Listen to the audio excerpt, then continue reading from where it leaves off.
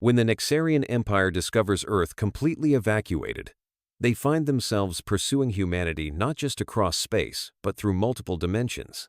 As they chase what they believe to be refugees, they slowly realize they're dealing with a civilization that turned dimensional, shifting into an art form and their pursuit into an elaborate cosmic game. High Commander Zyra of the Nexarian Empire stood motionless on the bridge of the dimensional dreadnought, Eternal Seeker, her crystalline appendages refracting the light from Earth's sun in patterns that betrayed her confusion. The holographic displays surrounding her showed impossible readings. A planet of 9 billion sentients, completely empty. "Scan again," she ordered, her voice resonating through the crystalline communication matrix. "There must be some mistake." "Negative, High Commander," First Observer Klex responded, his sensor crystals pulsing with frustrated energy. "No biological signatures detected." However, he paused, his crystals shifting to a puzzled violet hue. "We're detecting what appears to be music?" Through the ship's audio systems came a haunting melody, accompanied by coordinates leading to the Sahara Desert. What they found there defied explanation. A massive dimensional gateway, its edges shimmering with impossible colors, and beside it, a holographic message from someone identifying themselves as Quantum Commander Aethrix, -7. "Dear potential invaders," the message began, pixelating into the shape of a human figure with an impossibly complex hairstyle, dyed in colors that shouldn't exist in normal space. "If you are reading this, you are about 3 dimensions too late. We'd love to stay and chat, but we've got a multi-dimensional party to attend. P.S. Love what you've done with your crystalline technology. Very shiny. Very last millennium." Zyra's crystalline form vibrated with indignation as she watched the message loop, especially when the hologram of Aethrix -7 began performing what appeared to be an ancient human dance move called the moonwalk, except they were doing it vertically up the side of the gateway. High Commander, her science officer, Vex -8, called out, "We're detecting residual energy signatures unlike anything in our databases. It appears the humans haven't just moved through space. They've moved between dimensions." Zyra finished, her crystals darkening with determination. "Alert the Dimensional Strike Force. If these humans think they can mock the Nexarian Empire with their dimensional parlor tricks, they're about to learn a harsh lesson." Just then, another hologram materialized, this time of a human calling themselves Quantum Specialist Zenith -13, wearing what appeared to be pajamas, covered in mathematical equations that kept solving themselves in real time. "Oh, and before you try to follow us, which we know you will because, let's face it, your empire's got that whole must-conquer-everything vibe going on, you might want to brush up on your dimensional physics. We left you a textbook. It's written in crayon because we figured you'd need to start with the basics." A book materialized on the bridge, its cover reading, "Dimensional Hopping for Crystal Empires Who Can't Dimension Good and Want to Learn to Do Other Stuff Good Too." Zyra's crystalline form trembled with a mixture of rage and, though she would never admit it, a grudging admiration. The hunt was on, but why did she have the unsettling feeling that she was playing exactly into their hands? The Nexarian investigation teams descended upon Earth's surface with precision characteristic of their crystalline nature. Chief Explorer Mix led the primary survey team through the abandoned streets of what was once New York City, their crystalline forms refracting sunlight across empty windows and deserted pavements. "Impossible," Mix transmitted through the crystalline network, his form pulsing with confusion. "The energy readings suggest they were here mere hours ago yet." He paused, examining a hot cup of coffee sitting on a cafe table. "This beverage is simultaneously fresh and 3 months old." The first dimensional tunnel they discovered was hidden in plain sight, a shimmering distortion in the air above Central Park that seemed to fold space in on itself. Science Officer Vex -8 approached it cautiously, his sensors detecting energy signatures that defied conventional physics. "High Commander," Vex -8 reported to Zyra, "these aren't simple portals, they're dimensional gateways, but with a complexity I've never seen. Each one appears to lead to multiple realities simultaneously." A holographic message flickered to life beside the gateway, displaying a figure who identified themselves as Quantum Architect Helios -17. The human's appearance shifted constantly, as if they existed in several dimensional states at once. "Welcome to humanity's first interdimensional transit system. Please note, side effects may include existential crisis, temporal vertigo, and a burning desire to question everything you thought you knew about reality. High Commander Zyra ordered immediate pursuit through the gateway. The Nexarian fleet, pride of their empire's dimensional technology, engaged their reality-shifting drives and plunged into the tunnel. What they found on the other side defied explanation. Their ships emerged into a space that existed between dimensions, a vast network of interconnected realities that humanity had apparently been cultivating for centuries. Each pathway was clearly marked with signs that seemed designed specifically to confuse pursuers. Reality number 274, where pizza is currency, and dimension number 849. Everything's the same except all math is wrong. They've been preparing this for generations. Tactical Officer Rix observed, his crystalline structure vibrating with dawning comprehension. These aren't escape routes, they're an elaborate transportation network. The first actual encounter with fleeing humans came unexpectedly. A group of ships, led by someone calling themselves Quantum Navigator Aurora, -31, appeared briefly in their sensor range, their vessels seemingly phasing between multiple dimensions simultaneously. Oh, hello! Aurora -31's transmission came through clearly, their image flickering through different versions of themselves. You are earlier than expected. We had betting pools on when you'd figure out the gateways. Quantum Specialist Nova, -23, is going to be insufferable about winning. The Nexarian fleet launched into pursuit, their advanced ships pushing their dimensional drives to the limit.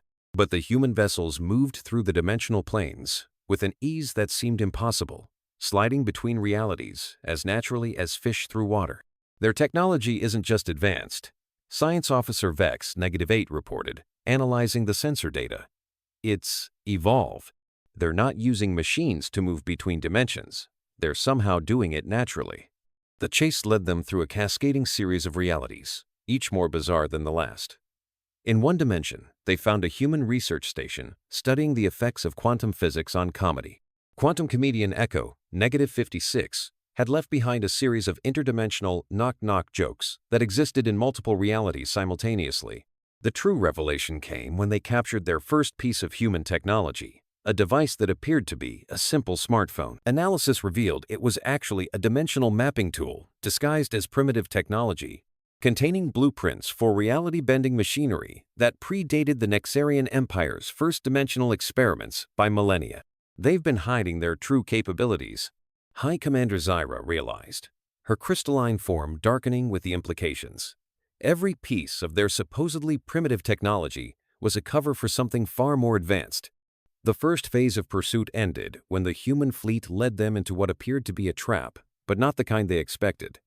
The Nexarians found themselves in a dimension that served as a vast educational facility, complete with holographic instructors explaining the basics of dimensional travel to various alien species. "Welcome to Humanity's School of Dimensional Arts," announced a hologram of Professor Quantum Infinity -28. "Since you are here, why not stay for a lesson?"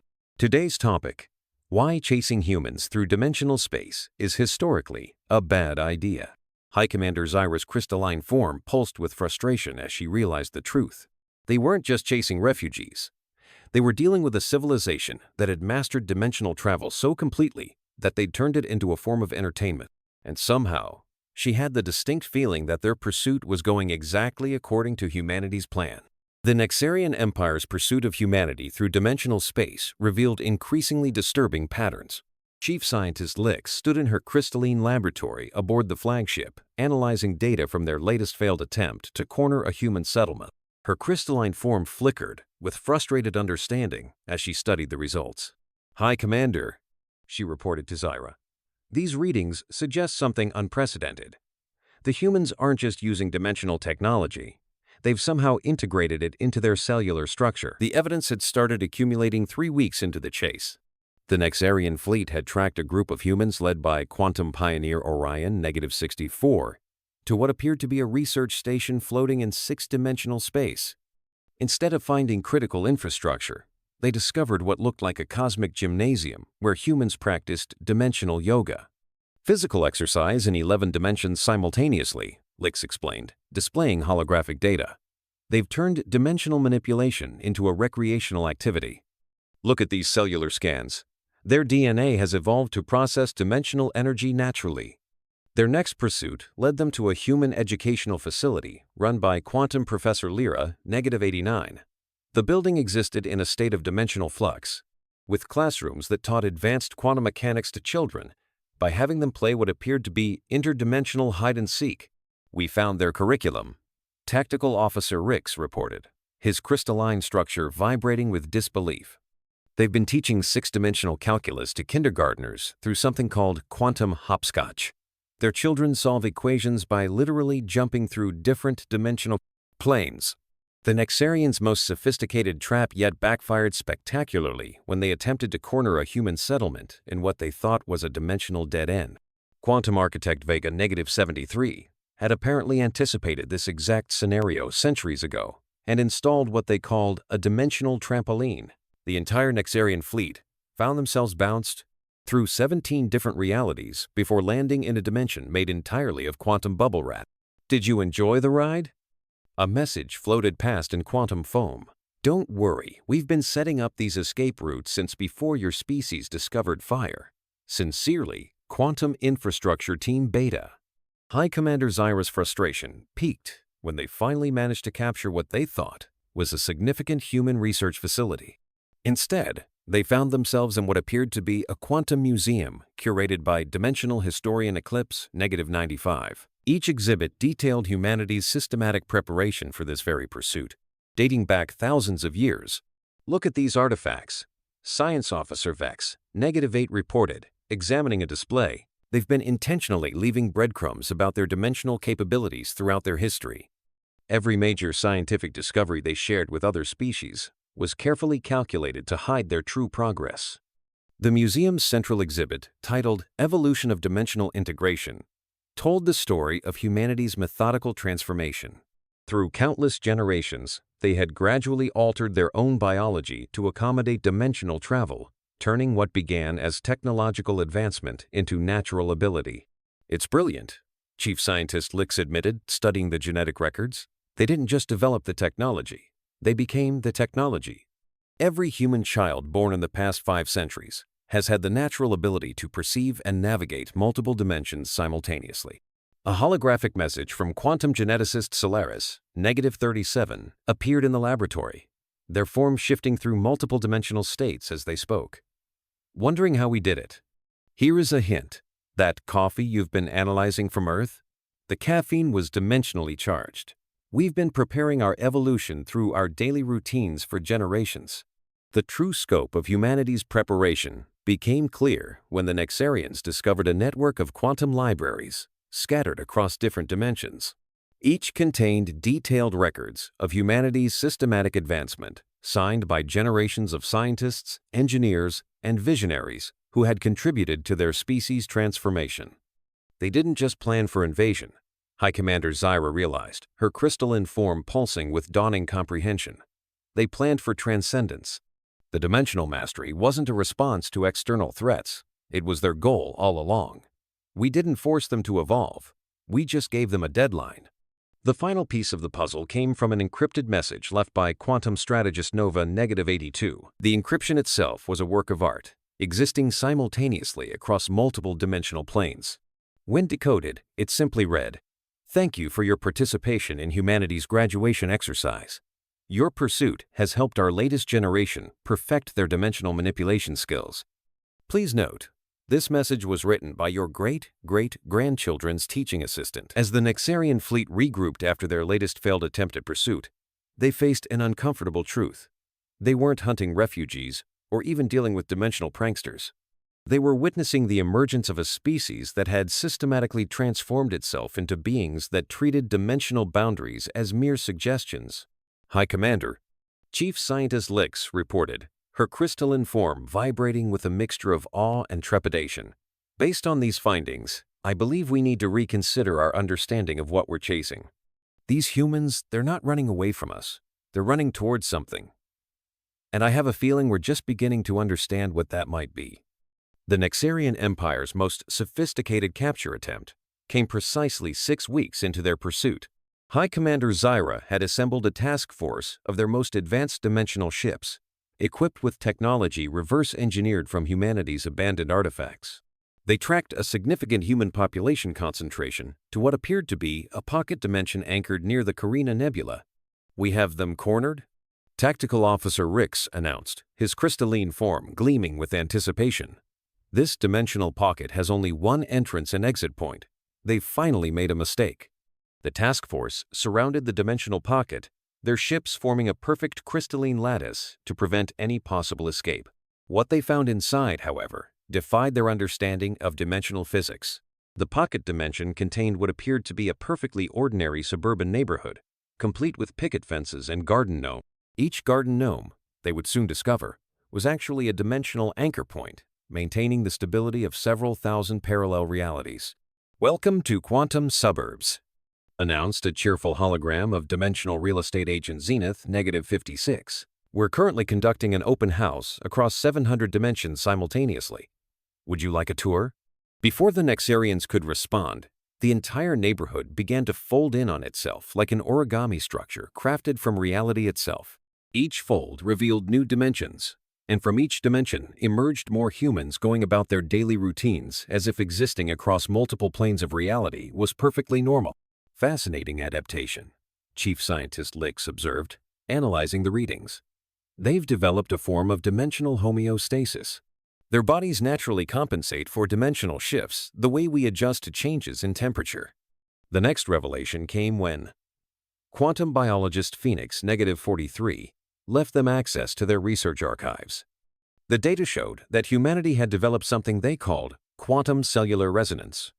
Every cell in their bodies could naturally attune to different dimensional frequencies, allowing them to exist simultaneously across multiple planes of reality. "It's not just technological advancement," Lix explained to High Commander Zyra, her crystalline form pulsing with scientific excitement. "They've evolved beyond the conventional constraints of dimensional existence. Look at these brain scans. Their neural pathways process dimensional coordinates as naturally as we process visual information." A failed containment attempt in the Pleiades cluster revealed another aspect of humanity's capabilities. The Nexarian fleet had detected what seemed to be a massive human settlement, only to discover it was actually a single family having dinner across 3,000 dimensions simultaneously. "Pass the quantum salt" echoed through their communication systems, followed by the sound of laughter spanning multiple realities. The most ambitious capture operation targeted what appeared to be a human school system. The Nexarians deployed their most advanced dimensional containment fields, only to find themselves enrolled in Quantum Physics 101. Understanding Your Multidimensional Neighbors, taught by Professor Infinity, -75. Today's lesson, the professor's hologram announced to the bewildered Nexarian fleet. "We'll discuss why single-dimensional thinking is so last millennium. Please take notes. There will be a practical exam involving quantum dodgeball." High Commander Zyra's crystalline form darkened as she reviewed the mounting evidence. Each failed capture attempt revealed not just technological superiority, but a fundamental difference in how humans perceived and interacted with reality itself. They weren't using dimensional travel. They had become living embodiments of dimensional manipulation. The final piece of understanding came during an attempted ambush near the Horsehead Nebula. The Nexarians had detected what appeared to be a human child lost in space-time. When they moved to intercept, they found Junior Quantum Explorer Cosmos -12, practicing what humans called dimensional finger painting, literally drawing new realities into existence. "Look what I made," the child's message echoed across their sensors, accompanied by the spontaneous creation of a dimension where all laws of physics were rendered in crayon. As the Nexarian fleet regrouped after their latest failed attempt, a message arrived from Quantum Ambassador Nova, -91. It was delivered through a method that shouldn't have been possible, transmitted simultaneously through all points in space-time they had ever occupied or would occupy. "We appreciate your persistent interest in human civilization," the message began. "But perhaps it's time we had a frank discussion about dimensional evolution. You see, what you perceive as running away is actually humanity's natural state of being. We don't travel between dimensions, we exist in all of them. Always have, always will. The only difference is that now we're doing it consciously." High Commander Zyra realized they weren't failing to capture humans. They were failing to comprehend what humans had become. They weren't chasing a species through dimensions. They were trying to grab smoke with crystalline hands. attempting to contain beings who had transcended the very concept of dimensional boundaries. The final confrontation began when the Nexarian Empire deployed their entire dimensional fleet in what High Commander Zyra called Operation Crystalline. 10,000 ships arranged themselves in a hyperdimensional pattern designed to trap and contain any form of dimensional travel within a radius of 50 light-years. "We've mapped every possible dimensional frequency," Tactical Officer Rix reported, his crystalline structure humming with determined energy. "Nothing can move between realities without us detecting it." That's when Quantum Archon Starweaver -1 appeared simultaneously on every ship's bridge. There formed a cascade of shifting dimensional states that made the Nexarians' crystalline sensors struggle to maintain coherence. They weren't using any known form of dimensional travel. They simply existed everywhere at once. "We need to show you something," Starweaver -1 announced, their voice resonating across all possible dimensional frequencies. "Consider this humanity's graduation thesis." Reality itself seemed to unfold around the Nexarian fleet. What they had thought was empty space revealed itself as an intricate tapestry of interconnected dimensions. Humanity hadn't been running or hiding. They had evolved into beings that existed as part of the dimensional fabric itself. "You see," Starweaver -1 explained, "their form shifting through infinite variations. What you call dimensional travel, we call breathing. What you perceive as separate realities, we experience as one continuous existence. Earth wasn't evacuated, it evolved along with us. It exists in all dimensions simultaneously, just as we do." The truth hit High Commander Zyra with devastating clarity. Their mighty empire, with all its dimensional technology and crystalline advancement, had been trying to capture beings who had transcended the very concept of dimensional boundaries. It wasn't that humanity had mastered dimensional travel. They had become living embodiments of dimensional existence itself. "Your pursuit," Starweaver -1 continued, a note of gentle amusement in their multi-dimensional voice, "has been like trying to capture an ocean by holding up a single crystal. We're not running from you. We're simply existing in a way your current form of consciousness cannot fully comprehend."